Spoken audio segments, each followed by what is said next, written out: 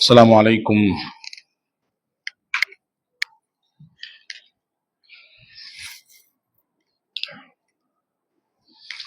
السلام عليكم ورحمة الله وبركاته. الحمد لله رب العالمين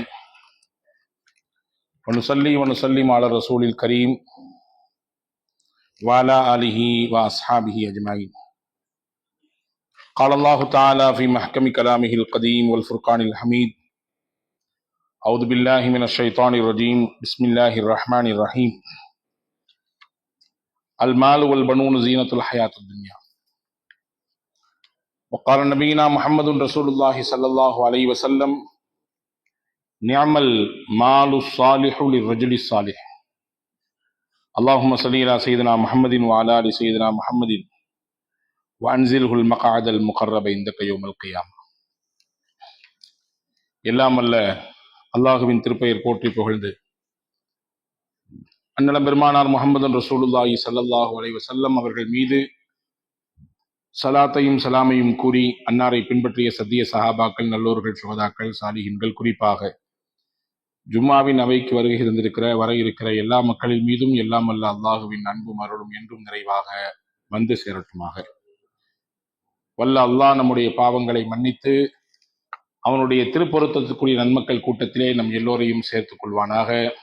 வாழும் காலம் நிறைவான ஆரோக்கியத்தையும் நீண்ட ஆயுளையும் அதிலே நல்லமல் செய்யக்கூடிய வாய்ப்பையும் அல்லாஹ் நம் யாவருக்கும் வழங்கி அருள் புரிவானாக. உலகை விட்டு மூச்சடங்கும் நேரம் லா இலாஹ இல்லல்லாஹ் முஹம்மது ரசூலுல்லாஹ் என்ற திருக்கலிமாவை சொன்னவாறு நம்முடைய ஆத்மாக்களை அல்லாஹ் கைப்பற்றி நாளை ஃபிர்தௌஸ் என்ற உயர்ந்த சொர்க்கத்திலே கண்மணி நாயகம் ஸல்லல்லாஹு அலைஹி வஸல்லம் என்பவர்களின் தலைமையின் கீழே நம்மையும் நம்மை பெற்றவர்கள், நமக்கு கல்வி தந்தவர்கள், நம் முன்னேற்றத்திற்கு காரணமான அத்துணை மக்களையும் அல்லாஹ் ஜன்னத்தில் ஃபிர்தௌஸிலே ஒன்றிணைப்பானாக. ஆமீன் யா ரப்பல் ஆலமீன். கண்ணியத்திற்கும் மிகுந்த மரியாதைக்கும் உரிய பெரியோர்களே, பாசத்திற்குரிய சகோதரர்களே, மனித வாழ்க்கையின் அடிப்படைகளில் ஒன்று பொருளாதாரம். காசு பணம் என்பது வாழ்க்கைக்கான மூல ஆதாரங்களில் ஒன்று. அத்தோடு நம்முடைய மரியாதையையும் நம்முடைய தேவைகளையும் பூர்த்தியாக்கி கொள்ளக்கூடிய மிக பிரதானமான வழிகளில் ஒன்று. தனி மனித வளர்ச்சியாகட்டும், ஒரு நாட்டினுடைய வளர்ச்சியாகட்டும், அதற்கு பின்னால் பொருளாதாரம் என்பது மிகப்பெரிய பங்களிப்பை வழங்குவதை பார்க்கிறோம். எனவேதான் பொருளீட்டுவதை, உழைப்பதை, சம்பாதிப்பதை இஸ்லாம் தடை செய்யவில்லை. அதனுடைய உள்ளார்ந்த அர்த்தத்தை சொல்லித் தந்தது. சுயமரியாதையோடு ஒருவர் வாழ்க்கைக்குரிய அந்த வாழ்வை அமைத்துக் கொள்வது எவ்வளவு உன்னதமானது என்பதை மார்க்கம் அழகாக நமக்கு போதித்து காட்டு. நபிகள் நாயகம் ஸல்லல்லாஹு அலைஹி வஸல்லம் அவர்கள் எல்லா விஷயங்களுக்கும் முன்னுதாரணம், எல்லா விஷயங்களுக்கும் நமக்கான வழிகாட்டி. பொருளாதாரம் சம்பந்தப்பட்ட விஷயங்களை பெருமானார் ஸல்லல்லாஹு அலைஹி வஸல்லம் இந்த உலகத்திற்கு எப்படி வழிகாட்டி இருக்கிறார்கள் என்பது குறித்து உண்டான சிந்தனையோடு தான் இந்த ஜும்மா நம்மிடத்திலே வந்திருக்கிறது. அல் குர்ஆனிலே சூரா முல்க் என்கின்ற ஒரு அத்தியாயம் இருக்கிறது. அந்த அத்தியாயத்திலே வல்ல அல்லாஹ் சொல்கிறான்: ஹுவல்லதீ ஜஅல லக்குமுல் அர்த தலூலன் ஃபம்ஷூ ஃபீ மனாகிபிஹா வகுலூ மின் ரிஸ்கி. அந்த அல்லாஹ் எப்படிப்பட்டவன் என்றால், அவனே உங்களுக்கு பூமியை வசப்படுத்தி கொடுத்திருக்கிறார். அதனுடைய மார்புகளுக்கு மேலே நீங்கள் நடங்கள், பயணியுங்கள். வகுலூ மின் ரிஸ்கி, உங்களுக்கான அல்லாஹுவின் ரிஸ்கை நீங்கள் தேடிக்கொள்ளுங்கள், அதை உண்ணுங்கள் என்று அல்லாஹ் சொல்கிறார். பொருளீட்டுங்கள் என்று அல்லாஹ் இதிலிருந்து சொல்லித் தருகிறார். முடங்கிவிட வேண்டாம், நீங்கள் ஒரு இடத்திலே குறுகி போய்விட வேண்டாம் என்று அல்லாஹ் அருமையாக இந்த வசனத்திலே சொல்லித் தருகிறார்.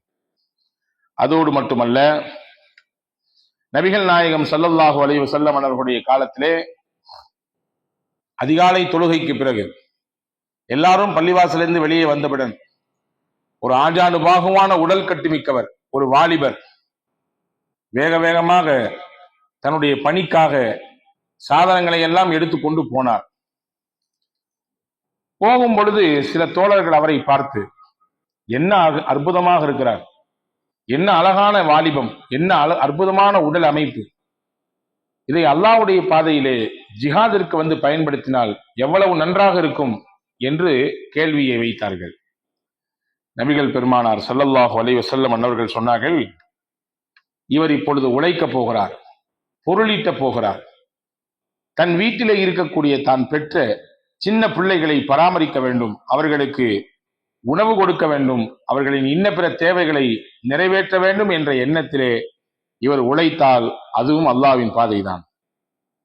வயதிலே மூத்த பெரியவர்கள் பெற்றோர்கள் இருக்கிறார்கள், இயலாமையின் காரணமாக வீட்டிலே அவர்கள் இருக்கிறார்கள், அவர்களை பராமரிக்க வேண்டும் என்ற எண்ணத்திலே இவர் உழைக்க சென்றால் அதுவும் அல்லாஹ்வுடைய பாதைதான்.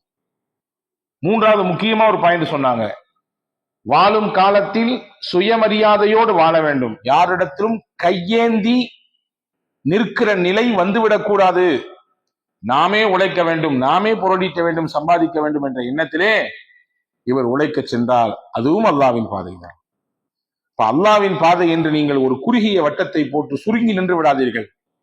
நீங்கள் உழைக்கும் பொழுது, நீங்கள் பொருளீட்டும் பொழுது இந்த மாதிரியான எண்ணங்கள் எல்லாம் உங்களுக்கு வறுமையானால் அதுவும் அல்லாஹ்வின் பாதை என்பதை அருமை நாயகம் ஸல்லல்லாஹு அலைஹி வஸல்லம் அவர்கள் கண்டித்தார்.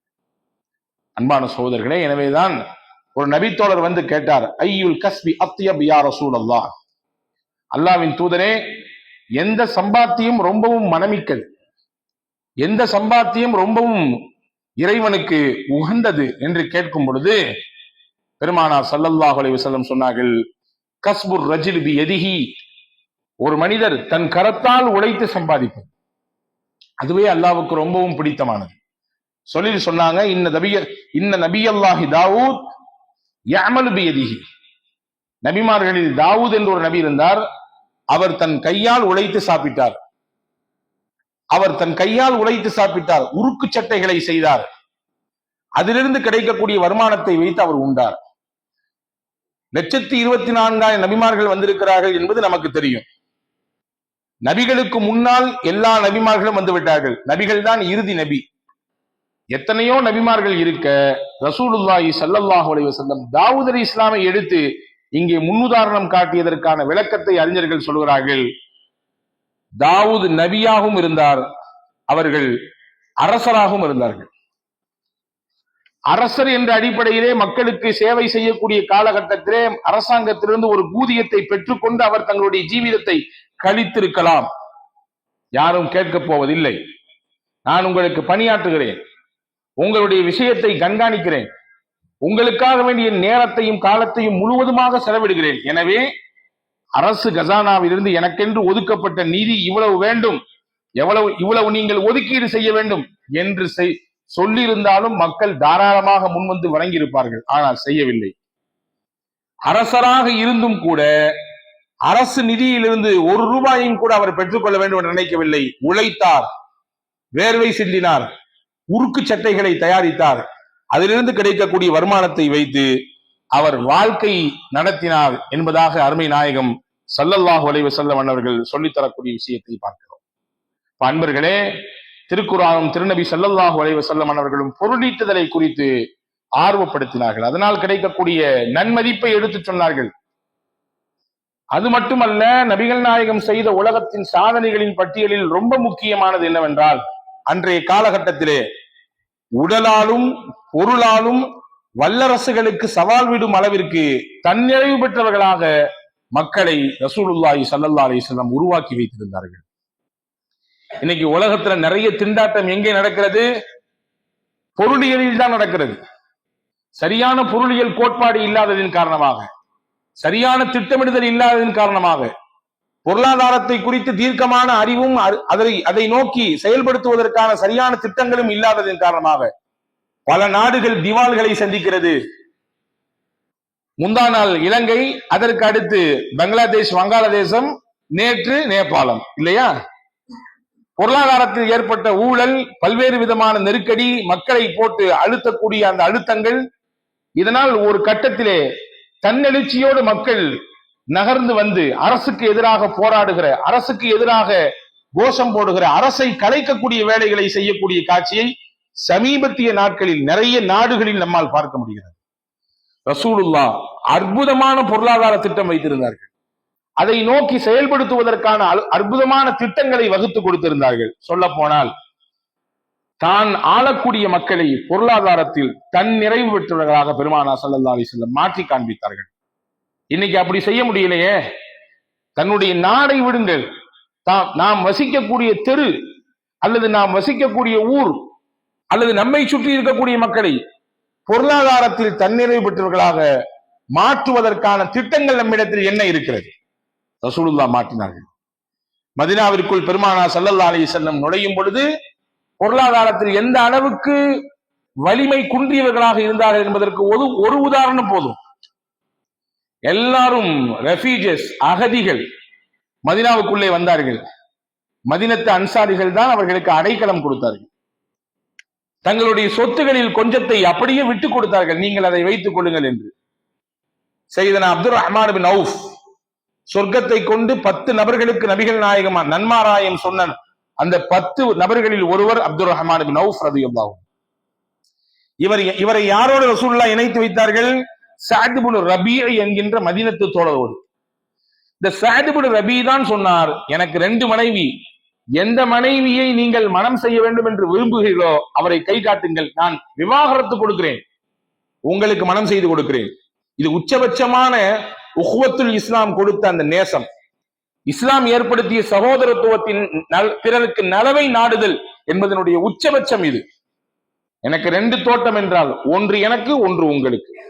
எனக்கு 2 வீடு என்றால் ஒன்று எனக்கு, இன்னொன்று உங்களுக்கு. கூட பிறந்த சகோதரர்களை இப்படி எண்ணுவதில்லை இந்த காலகட்டத்திலே.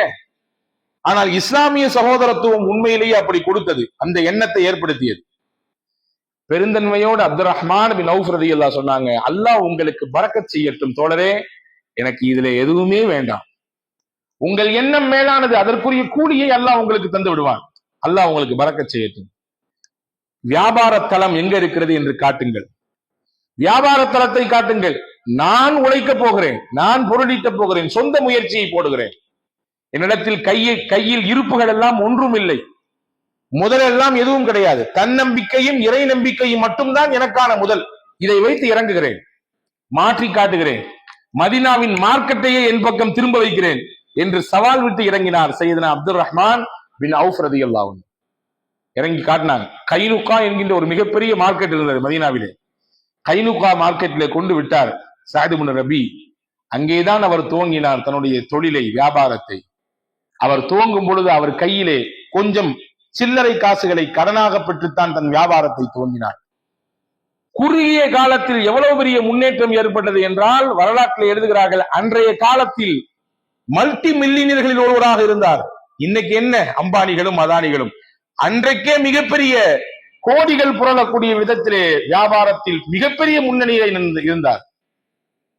பொருளாதாரத்தில் ஆரம்பத்தில் கடை வீதிக்கு வெறுங்கையோடு போனவர் குறுகிய காலத்தில் மிகப்பெரிய வளர்ச்சி, மிகப்பெரிய வளர்ச்சி. இதுதான் மதீனாவின் ஆரம்ப நிலை. எப்படி வளர்ந்தார் என்பதை நான் பின்னால் சொல்லுகிறேன், அதனுடைய நுட்பத்தை சொல்லுகிறேன். கண்டிப்பாக தொழில் செய்பவர்கள், வியாபாரம் செய்பவர்கள், பொருளீட்டக்கூடியவர்கள் எல்லாம் கவனப்படுத்த வேண்டிய ஒரு செய்தி அது. சையதுனா அப்துர் ரஹ்மான் பின் அவுஃப் ரலியல்லாஹு அன்ஹு கேட்டாங்களாம், இப்படி குறுகிய காலத்துல இவ்வளவு பெரிய வளர்ச்சி. இன்னைக்கு குறுகிய கால வளர்ச்சி என்றாலே நம்மிலே பலருக்கு பக்கு பக்கு என்று இருக்கிறது. ஏனென்றால் இது எந்த முறையில் வந்திருக்குமோ, முறையாக வந்ததா அல்லது முறை தவறிய வழியில் வந்ததா, சரியான முறையில் வந்ததா அல்லது மார்க்கம் அனுமதிக்காத முறையில் வந்ததா என்று யோசிக்க வைக்கக்கூடிய சூழல் இன்னைக்கு உருவாயிருக்கு. அப்துர் ரஹ்மான் பின் அவுஃப் ரலியல்லாஹு சொன்னாங்க, 3 விஷயத்தை நான் ஃபாலோ பண்றேன். என்னுடைய வியாபாரத்துல, தொழில்ல இவ்வளவு பெரிய குறுகிய கால வளர்ச்சி, நான் உச்சத்தை தொட்டதற்கு 3 காரணம், முக்கிய காரணம். முதல் காரணம் என்ன தெரியுமா? மார்ஜின் கம்மியா வைப்பேன். என்ன வியாபாரம் நடந்தாலும் சரிதான், நான் முதல் போட்டு பொருளை வாங்கி விற்க நினைத்தால் லாபத்தை குறைவாக வைப்பேன். அல்லாஹ் எனக்கு அதிலே பரக்கத் செய்து விடுவான். எனக்கு அதிகமான லாபம் கொடுத்து ஒரு பொருளை விற்க வேண்டும் என்ற எண்ணம் கிடையாது. குறைந்த லாபத்திலே நிறைய பொருளை விற்க வேண்டும், குறைந்த லாபத்திலே அதிகப்படியான வாடிக்கையாளர்கள் எனக்கு கிடைக்க வேண்டும், அதிகமாக பொருள்கள் என்னிடத்திலிருந்து வெளியாக்கப்பட வேண்டும். இது முதல் விஷயம். 2வது சொன்னாங்க, நல்லதை மட்டும்தான் விற்பேன், இல்லாதது பொல்லாததெல்லாம் நல்லது மாதிரி காட்டினா விற்க மாட்டேன். வாங்கிட்டு போய் 4வது நாள் உடைஞ்சிட்டு வந்து கொண்டு வந்து கடையில் அனுப்பாரு. அது எனக்கு ஒண்ணும் தெரியாது, நான் கொடுத்துட்டேன் முடிஞ்சு, நான் கொடுக்கும்போது சரியா தானே கொடுத்தேன் என்றெல்லாம் பேசுகிற பேச்சு எனக்கு கிடையாது. நல்லது மட்டும்தான் என் பார்வைக்கு வரும். அல்லது பொல்லதெல்லாம் நான் எடுக்கவே மாட்டேன், அதை கன்சிடரே செய்ய மாட்டேன். 2வது 3வது சொன்னாங்க, ஒரு காலமும் நான் பதுக்கல் செய்ய மாட்டேன். மக்களின் தேவையை கருத்தில் கொண்டு இதை பிற்காலத்தில் விற்றால், 2 மாசத்துக்கு பின்னால் விற்றால், 4 மாதத்திற்கு பின்னால் விற்றால் 4 மடங்கு 5 மடங்கு 10 மடங்கு அதிகமான லாபத்தை பெற முடியும் என்கின்ற போக்கு சிந்தனை எனக்கு கிடையாது. பதுக்கல் செய்ய மாட்டேன், உடனுக்குடன் தேவைக்கு கொடுத்து விடுவேன். பதுக்கல் என்கின்ற அந்த நிலைப்பாட்டுக்குள்ளே நான் வரமாட்டேன். இன்னைக்கு ஏன் தாறுமாறாக போகிறது பொருளாதாரத்திலே பல விஷயங்கள்? பதுக்கல் கூடிவிட்டது இல்லையா? நினைச்சு பார்த்திருப்போமா நம்ம வாழ்க்கையில 1 கிராம் தங்கம் 10,000 தாண்டும் சொல்லி? ஆனால் இன்னைக்கு தாண்டி நிற்கிறது. நிறைய நபர்கள், அறிஞர்கள் சொல்கிறார்கள், சில நாடுகள் கவர்மெண்டா முன் வந்து பதுக்குது, தங்கத்தை பதுக்கி வைக்கிறார்கள். தானாக மக்களுக்கு தேவை கூடுகிறது, மக்கள் தேவை கூட கூட தானாக விலையேற்றமும் ஏறும். அப்ப இது எல்லாத்துக்கும் மூலம் என்ன? பதுக்கல். நான் செய்யவே மாட்டேன். இந்த 3 தான் என்னுடைய ஃபார்முலா சொன்னாங்க அப்துல் ரஹ்மான் ரஹ்மத்துல்லாஹி. நான் வியாபாரத்திலே, தொழிலிலே முன்னிலையில் வந்ததற்கு முக்கிய காரணம், லாபத்தை குறைத்து வைப்பேன். ஒரு பொருளை கொடுத்து அதிக லாபம் வைத்து நான் விற்பதை விட 10 பொருளை விற்று நான் குறைந்த லாபத்தின் மூலமாக நான் அதை ஈடு செய்து விடுவேன். 2வது நல்லதை மட்டுமே விற்பேன். 3வது பதுக்கல் கிடையாது. நான் எதற்கு இதை சொல்ல வந்தேன் என்றால், மதீனாவின் ஆரம்ப கட்டம் தொழிலில், பொருளாதாரத்தில் அந்த அளவுக்கு சொல்லும்படியாக எதுவும் கிடையாது. ஆனா அதே மதீனாவை எப்படி ரசூலுல்லாஹ் உருவாக்குனாங்க? சொன்னாங்க ஸல்லல்லாஹு அலைஹி வஸல்லம், உங்களிலே யாராவது கடனோடு மௌத்தானாங்கன்னா கவலைப்படாதீங்க, நான் அடைச்சிருவேன் அந்த கடனை. நான் உருவாக்கி வச்சிருக்கக்கூடிய இந்த அரசு கண்டிப்பாக அடைக்கும். ஆனா யாராவது சொத்து பத்தை விட்டுட்டு போனீங்கன்னா, எங்களுக்கு சொத்துலாம் பத்தலாம் வேண்டாம், அவங்களுடைய உறவுக்காரங்க வாரிசுக்கு எடுத்துக்கலாம், சொத்து பத்துகளுக்கு உரிமை கொண்டாட மாட்டோம் நாங்கள். ஆனால் யாராவது கடனோடு பிறருக்கு வழங்க வேண்டும் என்ற எண்ணத்தோடு அவர் இறந்து போனால், அடைப்பதற்கு ஆள் இல்லை என்றால் கவலைப்பட வேண்டாம், நானும் என்னுடைய கவர்மெண்டும் அடக்கி நாங்கள் ரசூல் சொன்னார். இன்னைக்கு எந்த கவர்மெண்டால சொல்ல முடியும்? கவர்மெண்ட விடுங்க, எந்த நகராட்சியினால், ஊராட்சியினால் சொல்ல முடியும்? குக்கிராமங்கள் சொல்ல முடியுமா? ஒரு தெரு சொல்ல முடியுமா? ஒரு மஹல்லா சொல்ல முடியுமா? முடியாது. ரசூலுல்லாஹி ஸல்லல்லாஹு அலைஹி வஸல்லம் தன்னிறைவு பெற்றவர்களாக பெருமானார் ஸல்லல்லாஹு அலைஹி வஸல்லம் உருவாக்கி காண்பித்தார்கள் பொருளாதாரத்திலே என்பதாக நாம் வரலாறுகளை பார்க்கிறோம். முஆத் இப்னு ஜபல் ரலியல்லாஹு அன்ஹு யமன் தேசத்துக்கு ரசூலுல்லாஹ்வினால் கவர்னராக நியமிக்கப்பட்டவர்கள். ரசூலுல்லாஹ் அவரை அனுப்பும் பொழுதே ஜக்காத் என்ற கடமை அந்த மக்களுக்கு சொல்லுங்கன்னு சொல்லி அனுப்புனாங்க. வரலாற்றிலே வருகிறது, சையதுனா உமர் ரலியல்லாஹு அன்ஹுடைய காலகட்டத்திலே அங்கிருந்து கலெக்ட் பண்ண ஜக்காத்தை 4ல ஒரு பாகத்தை மதீனாவுக்கு அனுப்பி வச்சாங்க. உமர் ரலியல்லாஹு கோவப்பட்டாங்க, என்னங்க இது அங்க கலெக்ட் பண்ணி இங்க அனுப்புறீங்க, அங்க கொடுங்கன்னாங்க. கொடுத்தது போக மிச்சத்தை தான் ஹலீஃபா அனுப்பி வைக்கிறேன்னா. 2வது வருஷம் அப்படி பாதி அனுப்புனாங்க. 3வது வருஷம் 3/4 அனுப்புனாங்க. 4வது வருஷம் மொத்த கலெக்ட் பண்ண ஜக்காத்தையும் மதீனாவுக்கு அனுப்பி வச்சுட்டாங்க. Headquarters Medina.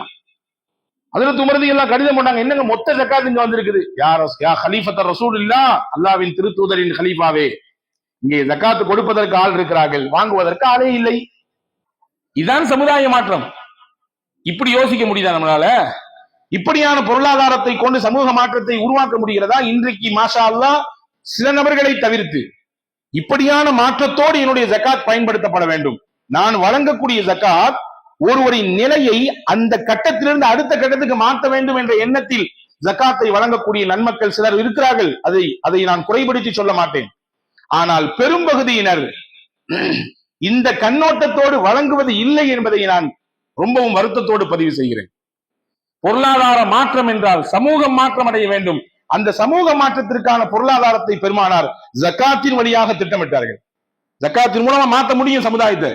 அப்படியே டோட்டலா மாத்தலாம், ரொம்பலாம் இல்ல, கொஞ்சம் கொஞ்சமாக மாற்ற முடியும். ஒரு குறுகிய காலத்திலே, ஒரு 20 ஆண்டு காலத்திலே ஒரு ஊரை, ஒரு மஹல்லாவை நிச்சயமாக அந்த மஹல்லாவில் ஊரில் இருக்கக்கூடிய கடைநிலையில் இருக்கக்கூடியவர்களை நடுநிலைக்கு கொண்டு வந்து விட முடியும்.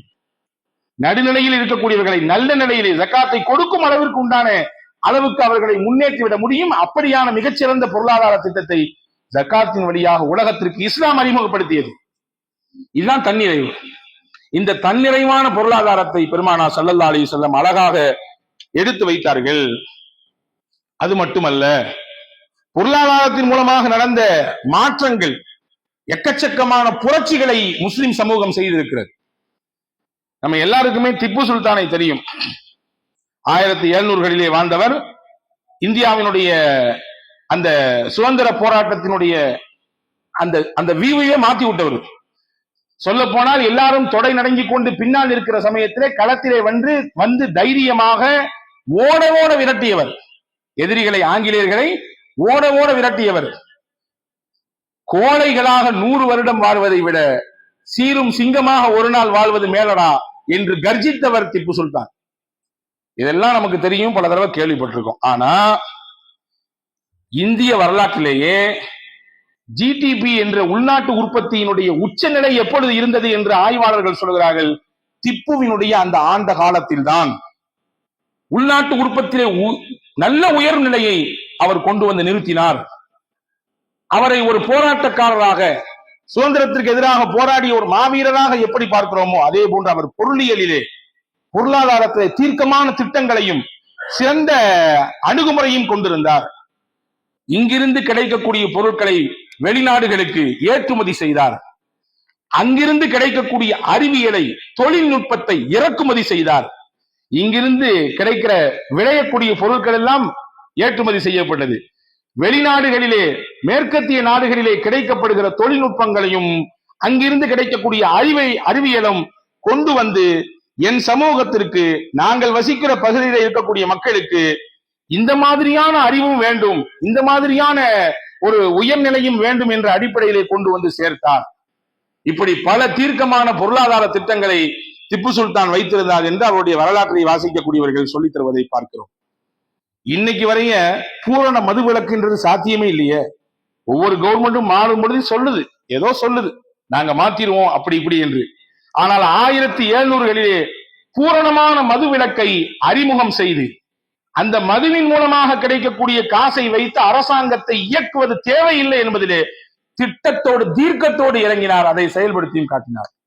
நான் எதுக்கு சொல்றேன்னு சொன்னா, அந்த அளவுக்கு மிக துல்லியமான பொருளாதார திட்டமிடுதலை எது அவருக்கு கொடுத்தது? இஸ்லாம் தான் கொடுத்தது. இஸ்லாம் தான் கொடுத்தது. ரசூலுல்லாஹி ஸல்லல்லாஹு அலைஹி வஸல்லம் ஊக்குவித்தார்கள், நல்ல பொருளீட்டக்கூடியவர்களை ஊக்குவித்தார்கள். ஒரு நபித்தோழர் வருகிறார், கையெல்லாம் உழைத்து காய்த்து போய் இருக்கிறது. அவர் கையை பிடிச்சு அப்படி தடவி கொடுத்து அதை முத்தினார்கள். ரசூலுல்லாஹ் இப்படி சொல்லியிருப்பதாக நாம் பல இடங்களிலே கேள்விப்பட்டிருப்போம். ஊழியரின் வேர்வை உணரும் முன்பு அவருக்குரிய ஊதியத்தை கொடுத்து விடுங்கள். பணியாளருடைய வேர்வை உணரும் முன்பு அவருடைய ஊதியத்தை கொடுத்து விடுங்கள். இது முதலாளிகளுக்கு சொல்வதை போன்று மேலோட்டமாக தெரியும். ஆமாம், உண்மை உள்ளபடியே முதலாளிகளுக்கு சொல்லக்கூடிய செய்திதான். ஆனால் இதிலே மறைமுகமான ஒரு செய்தியும் இருக்கிறது. தொழிலாளிகளுக்கும் ஒரு செய்தி இருக்கிறது. நீ சும்மா கடக்க கூடாது, வேக்கிற அளவுக்கு உழைக்கணும். நீ சும்மா கை நீட்டி காசு வாங்க கூடாது. உன்னுடைய எஜமான்ட்ட, உன்னுடைய முதலாளி இடத்திலே, நீ யாரிடத்தில் பணி செய்கிறாயோ அவரிடத்திலே நீ உழைக்க வேண்டும். அந்த உழைப்பு எப்படி வெளிப்படணும்? வேர்க்கிற அளவுக்கு உழைக்கணும்பா, அந்த அளவுக்கு ஹார்ட் ஒர்க் பண்ணணும் என்பதை பெருமானார் ஸல்லல்லாஹு அலைஹி வஸல்லம் அழகாக சொல்லிக் கொடுத்தார்கள். இப்படி அழகான திட்டமிடுதலையும் ஊக்குவிப்பையும் பெருமானார் ஸல்லல்லாஹு அலைஹி வஸல்லம் வழங்கினார்கள். ஜகாத்தை அறிமுகப்படுத்தினார்கள். கடன் கொடுத்து வாங்குங்கள். கடனால் கிடைக்கக்கூடிய அந்த அந்த நிலைப்பாடு இருக்கிறதே, ஒருவரை நல்ல உயர்த்தும். ஒரு குறிப்பிட்ட லெவலிலே அவருக்கு கொண்டு வந்து அவரை சமூகத்திலே உயர்நிலைக்கு கொண்டு வருவதற்கு ஒரு குறிப்பிட்ட கடன் உதவி செய்யும். எனவே கடன் கொடுத்து வாங்குங்கள். அதனால் கிடைக்கக்கூடிய பலன் என்ன என்பதை ரசூலுல்லாஹி ஸல்லல்லாஹு அலைஹி வஸல்லம் ஆகாக திட்டமிட்டு கொடுத்தார்கள். வட்டியை தடை செய்தார்கள். சில விஷயங்கள் ஊக்குவிக்கப்பட வேண்டும், சில விஷயங்கள் களையெடுப்பு செய்யப்பட வேண்டும். எதையெல்லாம் பொருளாதாரத்தில் இருக்கக்கூடாது என்று ரசூலுல்லாஹ் சொன்னார்கள். அது மிக முக்கியமானது. பதுக்கல் வேண்டாம் என்று ரசூலுல்லாஹ் சொன்னார்கள். நான் ஆரம்பத்திலே சொன்னதை போன்று எந்த பொருளையும் பதுக்கி வைக்காதீர்கள். பதுக்கல் என்பது அது அல்லாஹ்விற்கு வெறுப்பை தரக்கூடியது என்பதை ரசூலுல்லாஹி ஸல்லல்லாஹு அலைஹி வஸல்லம் அவர்கள் கற்றுத்தந்த ஹதீஸை பார்க்கிறோம். சிர்ரியு சிக்தி என்று சொல்லக்கூடிய மிகச்சிறந்த ஒரு அறிஞர் பெருமகனார் இருந்தார். அவருடைய காலகட்டத்திலே அவர் ஒரு நல்ல வியாபாரியும் கூட. ஒரு நல்ல விலை உயர்ந்த ஜெக்கு அவரு ஹோல்சேலா போய் எடுத்துட்டு வந்து அவருடைய கடையில வச்சு வித்துட்டு இருந்தாரு. அந்த அன்னைக்குள்ள காலத்துல அது அவர் நிர்ணயித்த விலை 60 தங்க காசுகள் என்று. ஒரு சில நாட்கள் கழிந்தது. அந்த மாதிரியான ஜெக்கினுடைய தேவை அதிகரித்தது. வெளியிலிருந்து பயணப்பட்டு ஒருத்தர் அங்க வந்தாரு. வந்தவர் அந்த ஜெக்கை பார்த்தோன்னு அவருக்கு ரொம்ப பிடிச்சு போச்சு. உடனே அவர் 4 இடங்களிலே விசாரித்திருப்பார் இல்லையா? உடனே அவர் கடையில கேட்டாரு, இது எவ்வளவு அப்படின்னு சொல்லி. அவங்க சொன்னாங்க, இது நான் 60 தங்க காசுகளுக்கு வாங்கினேன். எனக்கு 10 தங்க காசு கூடுதலாக கிடைத்தால் போதும், ரொம்பவெல்லாம் வேண்டாம். 10 தங்க காசுகள் அதிகமாக கிடைத்தால் போதும், 70 திருகத்திற்கு நான் இதை விட்டு விடுகிறேன். உடனே வந்தவர் சொன்னாரு, அக்கம் பக்கத்துல எல்லாம் விசாரிச்சா 120 திருகம் சொல்றாங்க, நீங்க என்ன 70 ரூபாய் கேக்குறீங்க, இது உங்களுக்கு எப்படி கட்டுப்படியாகும்? அவர் சொன்னார், நான் வாங்கும் பொழுது எனக்கு முதலாக கிடைத்தது, நான் போட்டு வாங்குறது 60 ரூபாய்க்கு தான். எனக்கு இதிலிருந்து 10 ரூபாய் கிடைத்தால் போதுமானது, எனக்கு இதுவே போதுமானது என்று மீண்டும் மீண்டும் சொல்கிறார். வந்தவர் சொல்றாரு, இல்ல இல்ல, அவங்க எல்லாம் 140க்கு விற்கிறாங்க, நான் குறைச்சு 120க்காவது வாங்கி தான் போவேன். ஏன்னா எனக்கு மனசாட்சின்னு ஒன்று இருக்குல்ல, எல்லா கடைகளிலும் அதிகமா கொடுக்கும் போது நான் எப்படி இவ்வளவு கம்மி பண்ணி வாங்குறது? சிறு சிக்தி கடைசி வரை 70 தாண்ட மாட்டேன் என்று இருந்தார். வாங்க வந்தவர் கடைசி வரை 120க்கு குறைத்து நான் வாங்கவே மாட்டேன் என்று இருந்தார். கடைசியிலே அங்கே விற்பனையே நடக்கவில்லை. நான் எதுக்கு சொல்லுகிறேன் என்றால், இப்படியும் நியாயமான கண்ணோட்டத்தோடு பொருளீட்டியவர்கள் உலகத்திலே வாழ்ந்திருக்கிறார்கள். பதுக்கி வைத்து விலையேற்றத்தை கவனத்தில் கொண்டு, அப்படியான ஒரு விலையேற்றத்தை கவனத்தில் கொண்டு பதுக்குதல் கூடாது என்பதை ரசூலுல்லாஹ் சொல்லிக் கொடுத்தார்கள். ஜாமியுல் உசூல் என்று சொல்லக்கூடிய நூலிலே பதிவாக இருக்கிறது.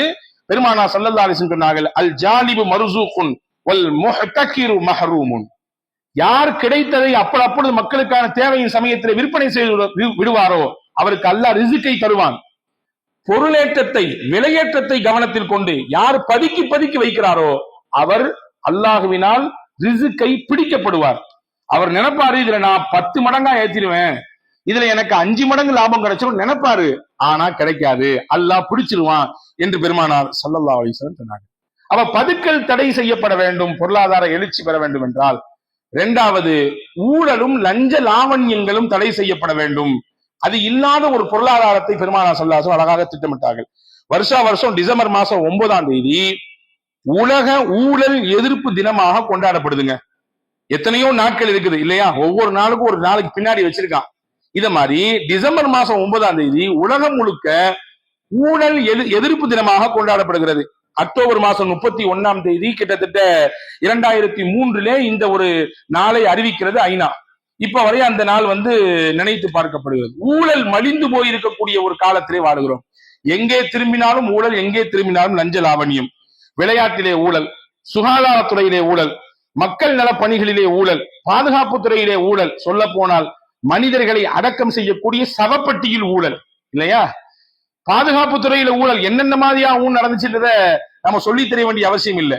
நாங்க ஊழலை ஃபுல்லா அழிச்சு நாங்க சுத்தமான இந்தியாவை காட்ட போறோம்னு சொன்னவங்க தான் பாதுகாப்பு துறையிலே ரஃபேல் என்கின்ற போர் விமானத்தை வாங்கி எக்கச்சக்கமான லட்சங்கள் கோடிகளிலே ஊழல் செய்தார்கள் இல்லையா? ஊழலற்ற ஒரு பொருளாதார அமைப்பு தான் முன்னேற்றத்துக்கான வழி என்பதை ரசூலுல்லாஹி ஸல்லல்லாஹு அலைஹி வஸல்லம் அழகாக கற்றுக் கொடுத்தார்கள். அர் ராஷி வல் முர்தஷி லஅனல்லாஹ்.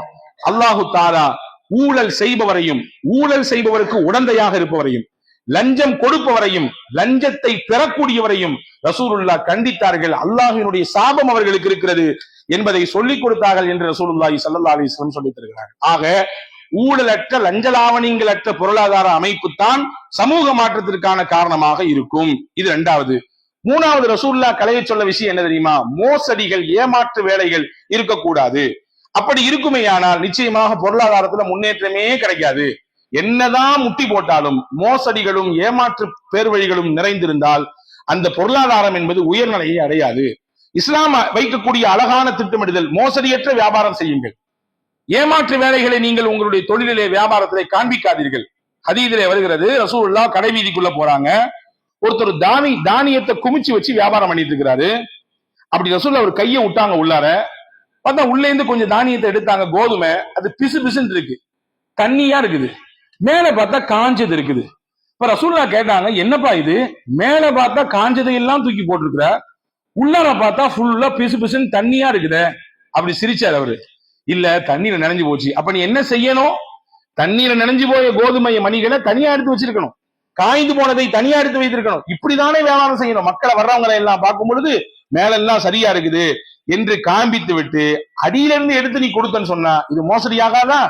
இதனால்தான் பல சமூகங்கள் அழிக்கப்பட்டிருக்கிறது. இந்த மாதிரியான காரியத்தை ஒருவருதும் செய்யாதீர்கள் என்று பெருமானார் ஸல்லல்லாஹு அலைஹி வஸல்லம் சொன்னார்கள். ரசூலுல்லாஹ் சொன்ன ஹதீஸ் ஒரு செய்தி இருக்கிறது. பெருமானார் சொன்னார்கள், 3 காரியங்கள் செய்யாமல் இந்த உலகத்தை விட்டு அவர் பிரிவானையானால் நிச்சயமாக அவருக்கு சொர்க்கம் கிடைக்கும். ஒன்று என்ன? வஹுவ பரீஉம் மின் ஸலாஸ், அல் ஹுலூல், மோசடி செய்திருக்க கூடாது. ஏமாற்று பித்தலாட்டங்களை அவர் தன்னுடைய வியாபாரத்திலே தொழிலில் நடந்திருக்க கூடாது. இரண்டாவது வல் கிப்ர், ஆணவமும் தலைக்கணமும் பெருமையும் அவருக்கு இருக்கக்கூடாது. மூணாவது சொன்னாங்க அத்தைன், கடன் இருக்கக்கூடாது. இந்த 3ம் இல்லாத நிலையிலே ஒருவர் மரணத்தை சந்தித்தால் நிச்சயம் அவருக்கு சொர்க்கம் வாஜிபு. நாங்க சொன்னோம் சொர்க்கம் கிடைக்கும், அவர் நேரா சொர்க்கத்தான் போவார்னா. அப்ப பொருளாதாரத்தில் முன்னேற்றம் கிடைக்க வேண்டும் என்றால் எப்படி பதுக்கல் கூடாதோ, ஊழல் லஞ்சலாவணிகள் கூடாதோ, அதே மாதிரி மோசடிகள் ஏமாற்றுகள் நடக்கக்கூடாது. குறுகிய கால பொருளாதாரத்தை கருத்தில் கொண்டு நிறைவான நிரந்தரமான நமக்கான வாடிக்கையாளர்களை நாம் இழந்து விடக்கூடாது என்கின்ற ஒரு அழகான கட்டத்தை, ஒரு அழகான வடிவத்தை இஸ்லாம் நமக்கு முன்வைக்கிறது. இந்த வரிசையிலே 4வது, வட்டியின் பக்கம் நீங்கள் சென்று விடாதீர்கள். நிச்சயம் அது உங்கள் பொருளாதாரத்தை அழித்துவிடும். குர்ஆன் சொல்லக்கூடிய எச்சரிக்கை, உங்களுக்கு பொருளாதாரத்தில் வளர்ச்சி வேண்டும் என்று விரும்பினால் எந்த சந்தர்ப்பத்திலும் எந்த பாகத்திலும் நீங்கள் வட்டிக்கு முகம் கொடுத்து விடாதீர்கள். காரணம், வட்டி உங்களுக்கு பெருக்கத்தை போன்று தெரியும், ஆனால் அது அழிவுதான் என்று அழகாக ஒரு உதாரணத்தை சொல்கிறார்கள். நாய் இருக்கிறே, நாய் ஒரு பிரசவத்திலே பல குட்டிகளை ஈனும். ஆனால் ஆடு இருக்கிறதே, ஒரு பிரசவத்தில் 2, அதிகபட்சம் 3, அவ்வளவுதான். ஆனா உலகத்துல எது அதிகமா இருக்குது? எது அதிகமாக பயன்படுத்தப்படுது? எது அதிகமான மக்கள் பயன்பாட்டுக்கு இருக்கிறது? அல்லாஹ் அதிலே மறைமுகமான பரக்கத்தை வைத்து விட்டான். இது எம்புட்டுதான் குட்டி போட்டாலும் சரி, இதனுடைய பெருக்கம் கண்களிலே மனிதர்களுக்கு தெரிவதில்லை. இப்படித்தான் உங்களுக்கு வட்டி வெளிரங்கத்தில் பார்க்கும் பொழுது நிறைய கிடைக்கிற மாதிரி தெரியும், ஆனால் அது நிச்சயமாக அது அழிவைத்தான் சந்திக்கும். அது மட்டுமல்ல, அல்லாஹ் எச்சரிக்கிறான், என்னோடு போர் செய்வதற்கு நீங்கள் தயார் என்றால் தாராளமா வட்டி வாங்கிக்கோங்க. என் கூட போர் செய்யணும். சாதாரண மக்களோடு பயணிப்பதற்கு, சண்டையிடுவதற்கும் போர் செய்வதற்குமே பெரிய உடல் தாக்கம் வேண்டும். அல்லாஹ் சொல்லுகிறான், என்னோடு போர் செய்ய வேண்டும் என்று உங்களுக்கு விருப்பம் இருந்தால் நீங்கள் வட்டியை பயன்படுத்துங்கள், வாங்குங்கள், நீங்கள் அதை பயன்படுத்துங்கள். இன்னைக்கு எங்க திரும்பினாலும் ஏதாவது ஒரு ரூபத்துல வந்து வட்டி நிக்குதா இல்லையா? நிறைய மக்கள் கையை பிசைந்து கொண்டிருக்கிறார்கள். எப்படியோ தெரியாம கொள்ளாம விழுந்து தொலைஞ்சிட்டேன், எந்திரிக்க முடியல, அப்படியே நான் என்னுடைய வாழ்க்கையில் அப்படியே ஒரு கட்டத்தை இழந்து விடுவேனோ என்ற ஒரு நெருக்கடிக்கு நான் தள்ளப்பட்டு விடுவேன் என்று சொல்லுவதை பார்க்கிறோமா இல்லையா? எனவே பொருளாதாரத்தின் முன்னேற்றம் ஏற்படாமல் இருப்பதற்கான வழிகளில் பிரதானமானது, எவர் வட்டியை தொட்டு விட்டாரோ கெட்டு விட்டார். வட்டியின் மூலமாக கெடுதல் தான் கூடுதல், வட்டியின் மூலமாக வளர்ச்சி கிடையவே கிடையாது என்பதை திருக்குர்ஆனும் திருநபி ஸல்லல்லாஹு அலைஹி வஸல்லம் அவர்களும் அழகாக எடுத்து வைக்கிறார்கள். இப்படி பொருளாதாரத்திற்கான முன்னேற்றத்திற்கான வழிகளை, அதற்கான ஊக்குவிப்புகளை, இஸ்லாம் காட்டக்கூடிய வழிகளை சொல்லி தந்ததோடு எது எதெல்லாம் களை எடுக்கப்பட வேண்டும், எதுவெல்லாம் நமக்கு தேவையற்றது, எதுவெல்லாம் நம்முடைய பொருளாதாரத்தில் வந்துவிடக் கூடாது என்பதை மிக துல்லியமாக அருமை நாயகம் ஸல்லல்லாஹு அலைஹி வஸல்லம் கற்றுத்தந்தார்கள். இந்த அடிப்படையில் ஒரு பொருளீட்டினால், இந்த அடிப்படையில் தன்னுடைய பொருளாதார அமைப்பை அவர் திட்டமிட்டுக் கொண்டார். நிச்சயமாக எப்படி அப்துல் ரஹ்மான் பின் அவுஃப் ரலியல்லாஹு அன்ஹு குறுகிய காலத்தில் மிகப்பெரிய வளர்ச்சியை பொருளாதாரத்தில் கண்டார்களோ, ஒரு தன்னிறைவு பெற்ற சமுதாயமாக பொருளாதாரத்தில் எப்படி சஹாபா சமுதாயம் உயர்ந்து நின்றதோ, அந்த மாதிரியான நிலைக்கு நம்மாலும் உயர முடியும். அதற்கான மிக துல்லியமான திட்டமிடுதல் இஸ்லாம் தன் கையிருப்பில் வைத்திருக்கிறது. எல்லாம் வல்ல அல்லாஹ் அப்படிப்பட்ட சிறந்த சிந்தனையோடு வாழக்கூடிய நல்ல தௌஃபீக்கை உங்களுக்கும் எனக்கும் எல்லா மக்களுக்கும் வழங்கியருள் புரிவானாக. ஆமீன். வாஹிரு தாவானில் அல்ஹம்துலில்லாஹி ரப்பில் ஆலமீன். அஸ்ஸலாமு அலைக்கும்.